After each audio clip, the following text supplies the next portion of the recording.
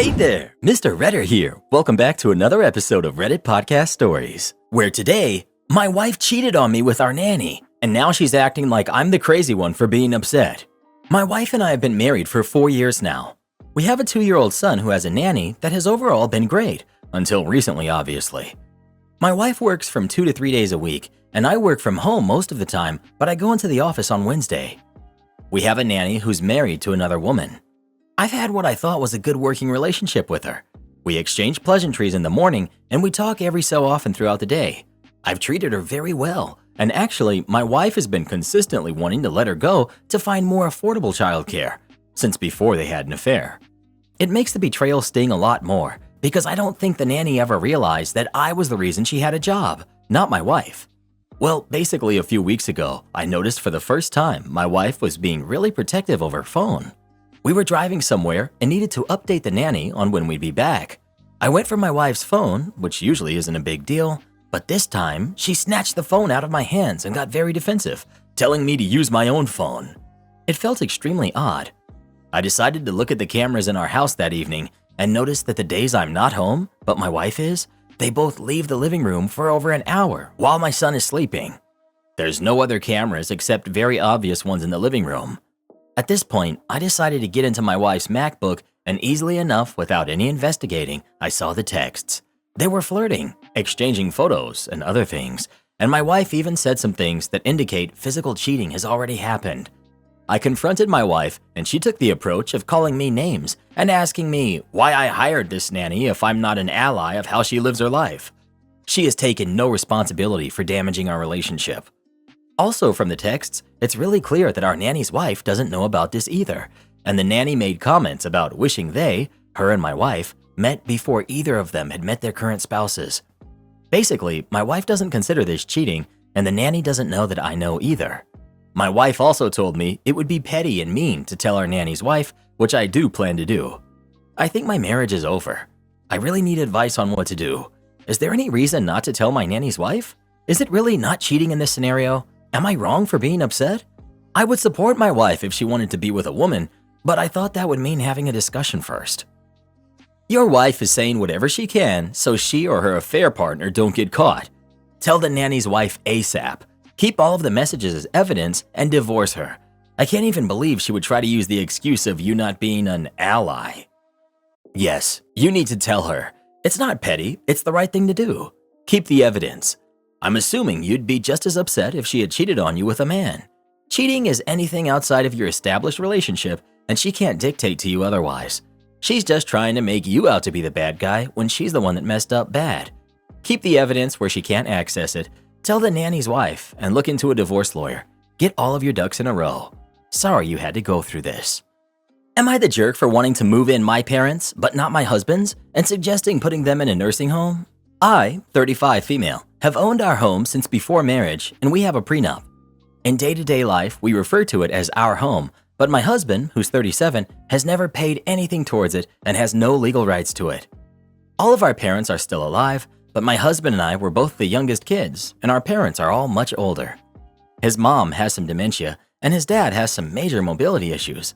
They can no longer stay in their home. Due to mother-in-law wandering the street recently, Adult Social Services has been involved. He has 2 siblings. One is an addict and the other's in prison. The other has 4 kids and lives in a 2-bedroom apartment. Neither of his siblings can take them in, so it's us or a nursing home. Both of my parents are older and have recently retired. They live in a major city but can't afford to live there on just retirement. They need to move. My older brother is no longer with us, so it's just me that my parents can rely on. I want them to move in with us. They're both easygoing people, and my husband gets along well with both of them. They also can contribute to the household finances. They wouldn't be a burden on us at all. My husband's parents just live off Social Security and are going into debt because of their medical costs. They would be a major burden on us. We'd have to take care of them and provide for them full time. My husband works much longer hours than I do, so I'd be responsible for them. My in-laws also aren't very appreciative people, and I don't like them. I mentioned that I want to move my parents in with us, and we could use the money we'd save from their financial help to put his parents in a decent home. He was furious. He thinks we should take his parents in, and my parents can just move somewhere cheaper and manage their own retirement funds fine. I don't think this is reasonable at all. I expressed that he doesn't have time to look after his medically needy parents, nor can he afford in-home health care. He said, because I'm his wife, I should look after his parents out of love for him. I think his response is kind of BS, to be honest. I told him under no circumstances will his parents be moving in, and he's welcome to move out and care for them elsewhere. I told him if he decides to stay, I'll respect his decision of not wanting my parents to move in, and I can look into other options for them. Am I the jerk for not being willing to let my in-laws move in, but wanting my own parents to move in? Update. I spoke to my husband for an hour about it. I think he thought I would cave, but I'm not. Our marriage is done, and honestly, I'm okay with it. I bring a lot more to the table, and I'm ready to be with someone who's an equal partner. Certain aspects of his culture I admire, but the relentless idea of sacrificing everything so your parents are comfortable is something I don't agree with. They've always treated me poorly, and I'm not willing to sacrifice for them. My husband packed some clothes and is going to stay on his friend's couch for a while. I'm going to move my parents in later this month, and I'm going to change the locks and move his stuff out to a storage unit tomorrow. He can't afford a lawyer, so I'll find one to represent us both, and that'll be it. I don't know what he'll do about his parents, and I don't care. He doesn't make enough to pay for their care, so they're probably going to the only nursing home in the area that works with Medicare. It's a truly awful place, which does suck for them, but they treated me like dirt, so that's life, I guess. Second edit. A lawyer can't represent us both, apparently, and can only mediate us both. Crappy, but whatever. I'll get myself one, and if he can't come up with the money, I'll get whoever's cheapest. Not the jerk. You'll carry the burden of doing the majority of the work.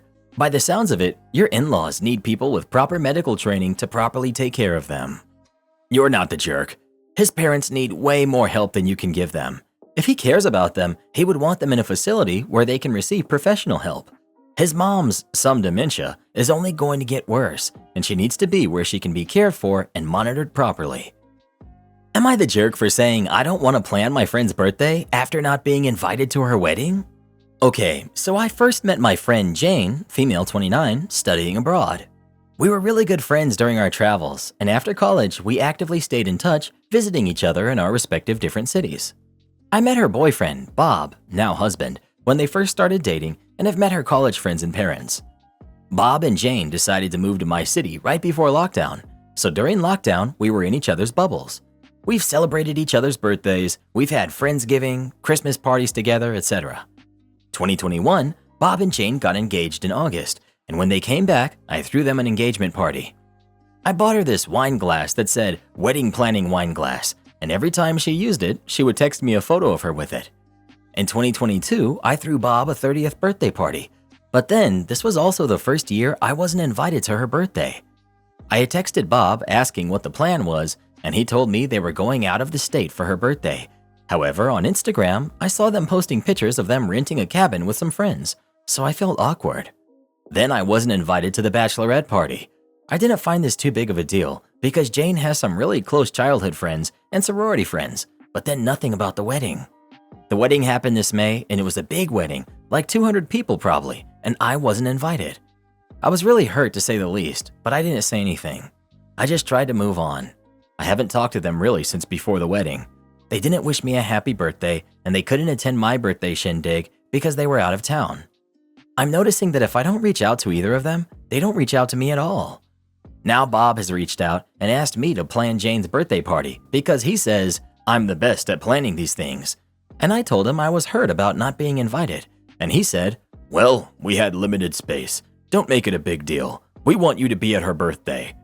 I really don't want to do it, and I don't really feel any desire to be friends with them. Am I being a petty jerk? Edit. To clarify about Bob's birthday party, Jane asked me to help plan it. That was the last time I've seen them in person, March of 2022. Not the jerk. Space at the wedding wasn't a problem if they had 200 guests. They don't want you to be at her birthday, they want your skills in planning out her birthday. Bob said as much. Tell Bob there are obviously around 200 people that they're closer to than you, so he should ask one of those people to plan the party instead. Not the jerk. Not the jerk. How are they not going to invite you to their wedding, then expect you to not only come to their birthday party, but to help plan it? They obviously don't view you as a friend, but as an event planner. Dump them. Schooled in compliance. This happened in the late 80s, early 90s in the UK. but the compliance runs for over 5 years. Puberty hit me hard and early, just as I started high school. I was 11 years old. If that wasn't enough to deal with, it also saw, between the acne, eczema, psoriasis, my skin becoming a huge red and blotchy mess of blisters, acne breakouts to the point just laying down left little red spots on my shirts and bed sheets. Over the summer between first and second year, it got considerably worse. None of the medicated creams were helping, and the only time I got any sort of relief was when I was giving something else for the frequent chest infections I got, but that wasn't a long-term solution. The second year of high school gave us a whole new bunch of school rules to abide by. This is where the compliance begins. By the end of the first week of the year, I'd already had complaints about my appearance. My form tutor, Mrs. G, an amazing woman, understood the issues I was having, not just with the skin, but my home life too. My folks had split, so our income wasn't great. Mom worked 2 jobs, and her mental health wasn't the best either, dealing with a messy divorce, etc. But apparently, the little stains on my shirt were against the new business-like dress code, meant to prepare us for our work lives after school. So letters went home, and I got a detention. Mom was annoyed, so we instigated an undershirt rule and short-sleeve shirts to leave the worst areas open, and we got our GP to issue a medical note regarding my skin. After all, I was there almost every week, it seems.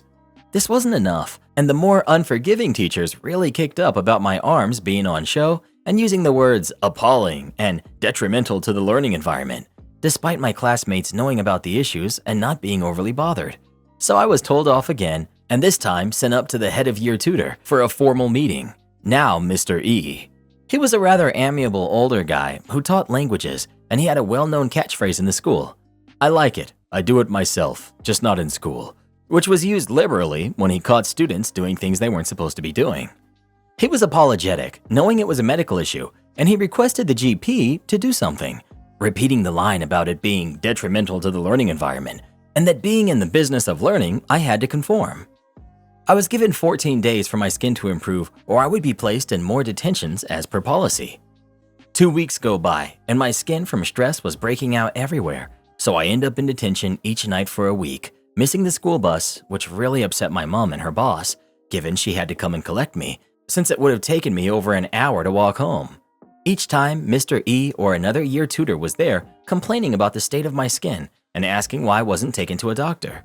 Each time, my mom showing the appointment slips and notes from the GP. Finally, it seemed like my arms were settling just as my face erupted with acne and shaving my face was a mess. This upset the school even more. So my mom suggested that one of the teachers, like Mr. E, attend a doctor's appointment with me and to tell the doctor what they thought. They discussed this, and eventually it was decided that the teacher to come along was Mr. E himself. Mr. E complained at the order that came from the headmaster, a grizzled old teacher who had a dirty unkempt beard and eyebrows like rutting caterpillars, and he passed on his complaints to me and my mother. I did my best to ignore his eyes that seemed to be drilling into me angrily. As my mom went in to speak to my doctor first for her appointment, she explained what was happening as I was called in next. Mr. E stormed into the room ahead of me, immediately trying to lay down school rules. I remember phrases like, "This is school policy," and "Our job is to prepare them for working life," and "I don't care about side effects of medication. It needs to be done now." The doctor looked down over his glasses and just asked, "You sure?" smiling at my mom. To which Mr. E did an impression like a goldfish. He asked to see my back and arms, so I showed him. For the first time, Mr. E saw the full extent of the issue and just went white. The doctor said to anyone who was listening, "Stress and puberty don't help conditions like this, and they will, given time, normally settle down." He asked if I'd been using the cream, and I nodded, as he picked at one of the problematic areas, removing one of the plaques, saying he sent this to the lab as it looked a little unusual. Mr. E remained quiet as he examined me further, looking at how easy my skin bled in certain areas. "You're a teacher?" he said, looking at Mr. E. "I'm a school governor for X school, our immediate rival, and I'm also on the local education authority board." Mr. E's color still hadn't returned, but he nodded. The doc then went to his computer and typed out another letter, this time effectively adding that I can be excused from the usual rules as a new medical policy was being written by the LEA that all schools must follow. He then told Mr. E he could leave. He sat and chatted to both me and my mom for a while and basically said to continue what I was doing and it will clear up. He said that the letters will be at the desk, along with another prescription for us both. Mom gave Mr. E the letter and just said she hopes this puts an end to the nonsense. Mom didn't bother dropping Mr. E off back at school. The next day, Mr. E ignored me. And to be honest, most of the teachers were either their usual grouchy self or sickly sweet, with Mrs. G being her usual self, asking about the appointment as if she had found out what had gone down while in a staff meeting. End of term was upon us, so for a whole fortnight I didn't bother shaving and just let my face rest. So the return to school, I shaved and cleaned up as best I could. And Mr. E was immediately on my case, be it my work in his French and Spanish class or just in general. I'd go home and tell Mom all about it and she would take notes. Now into year 9, or third year of high school, 14 years old, it's 1991.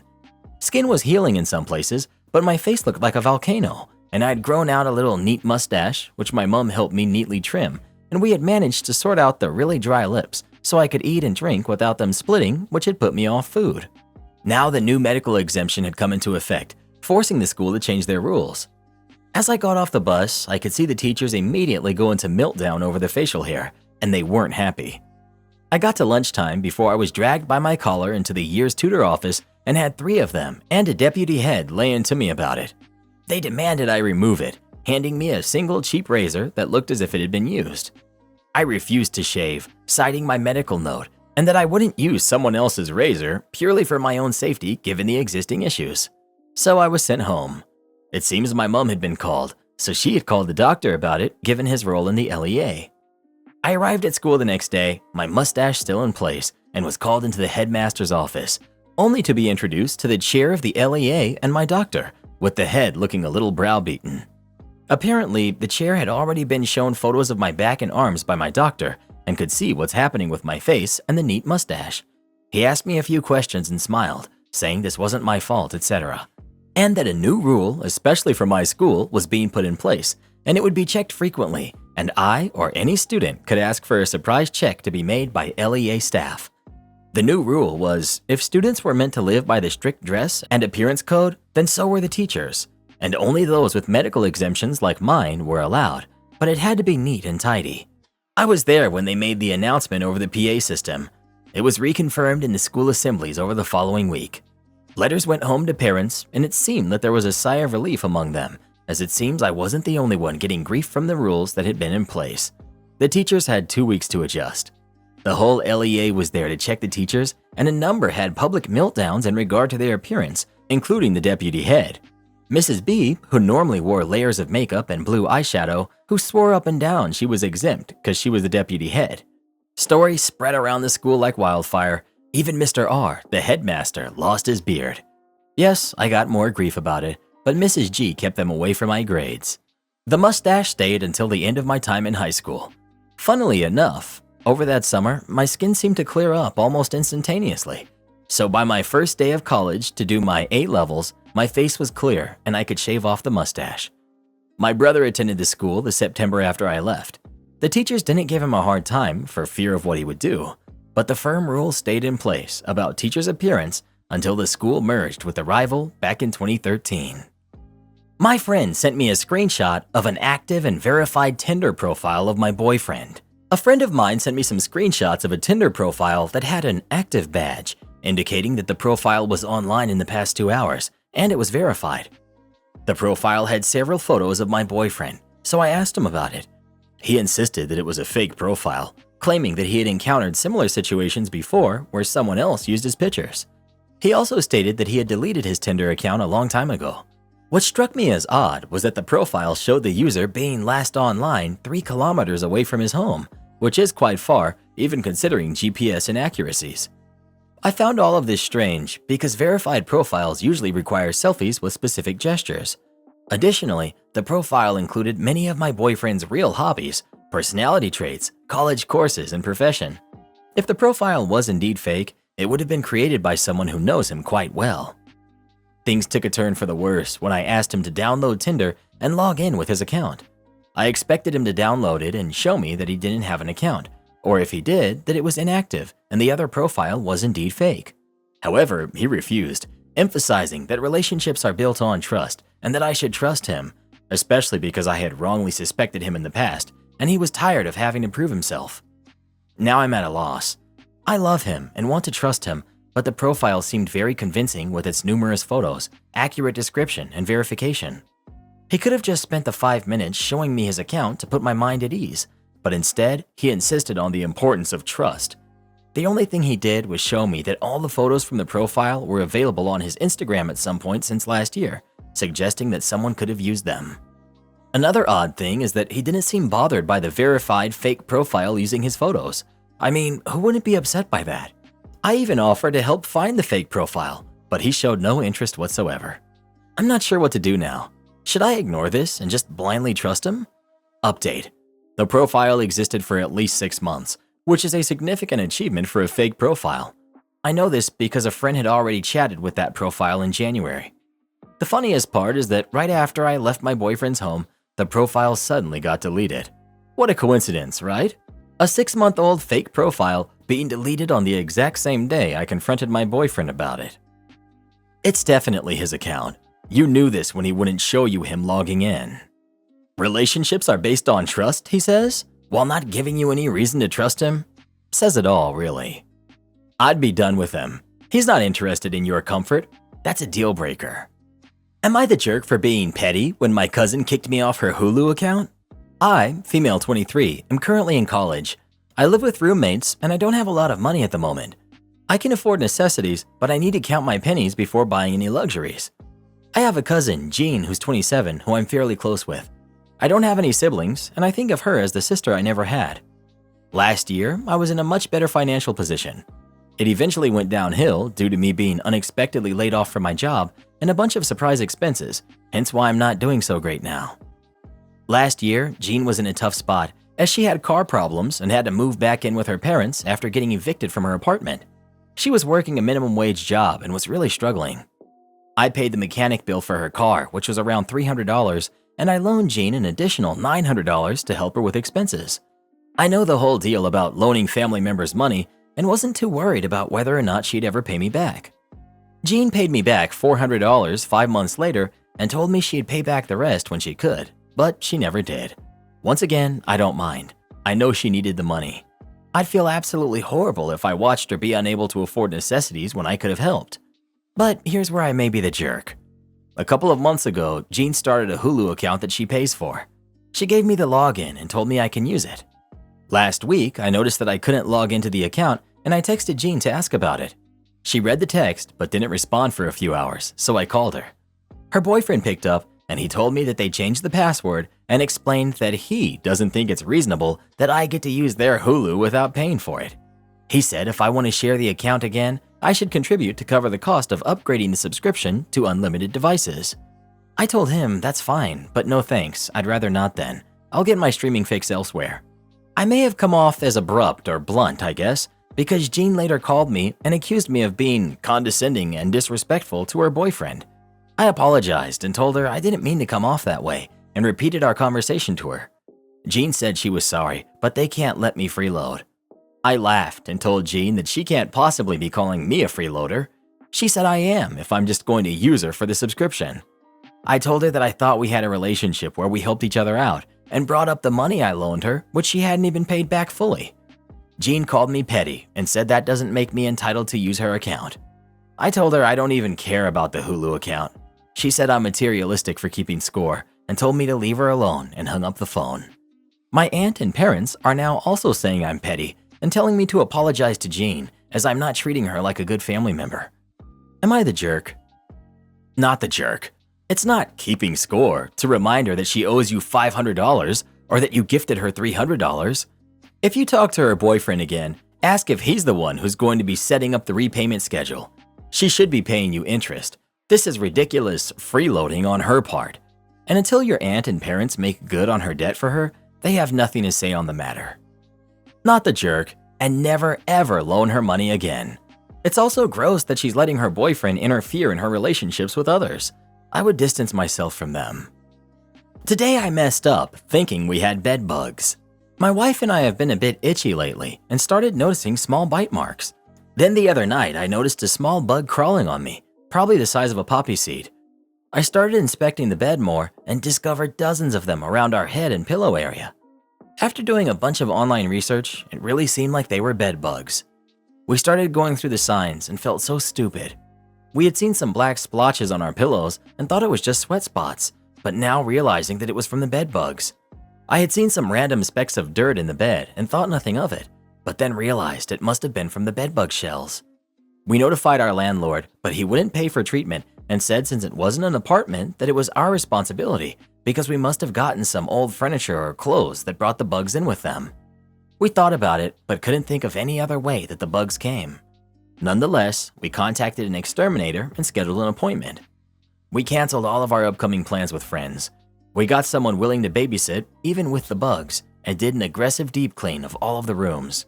We washed all of the bedding, linens, laundry, pillows, vacuumed every gap possible. Under the bed spring, we found further proof of the bed bugs by finding some red splotches around the box spring staples. We put the vacuum outside in a bunch of garbage bags.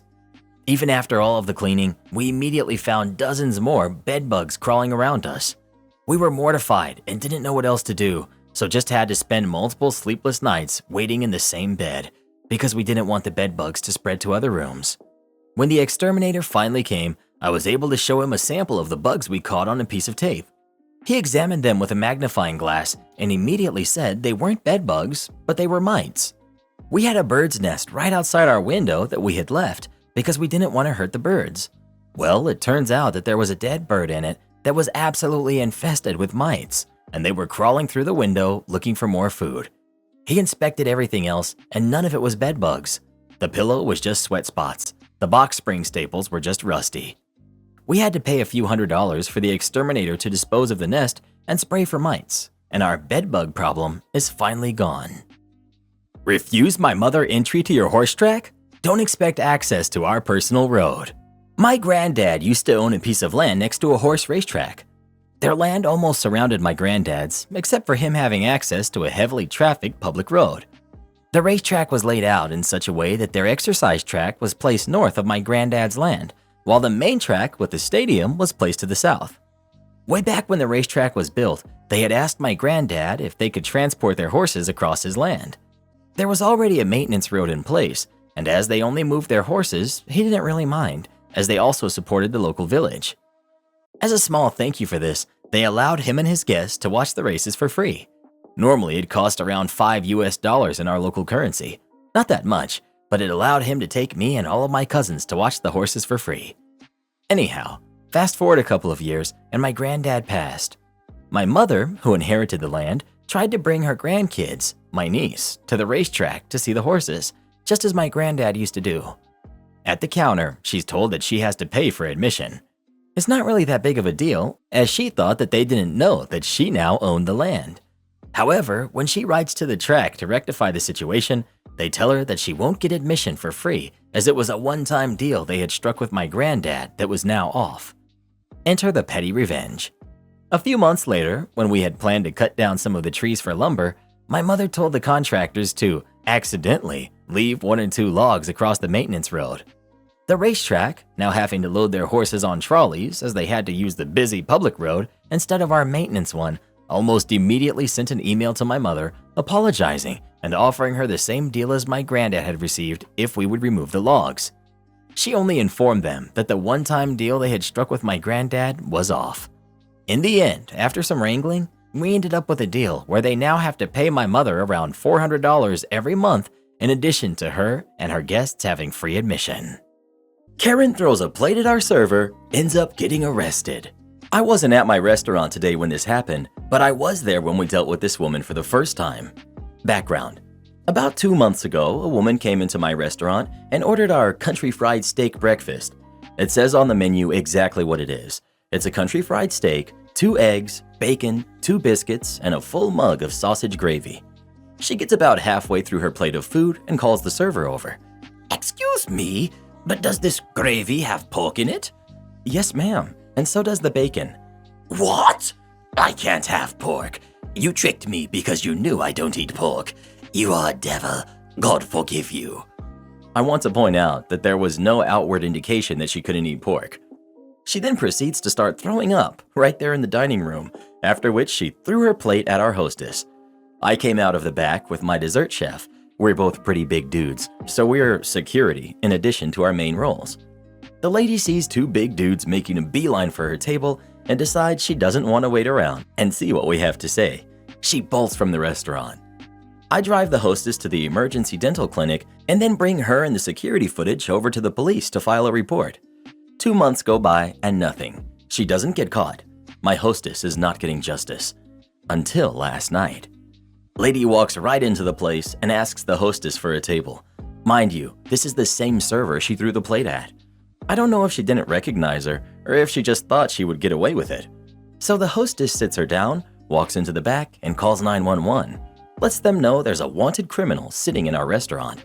The look of shocked defeat on that lady's face when 4 uniformed officers walked in and headed straight for her table was so satisfying.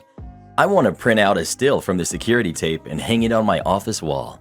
I don't have any details on what charges she's facing, whatever her bail situation is, or anything like that, but she left the premises in handcuffs, so I'll call it a win.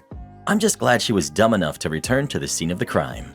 Do this next. Tap here on your screen to come see our new podcast playlist, where you'll find thousands of hours of the best stories you've ever heard. Or tap the one on the right. That episode is specifically just for you, based on other videos you've enjoyed the most.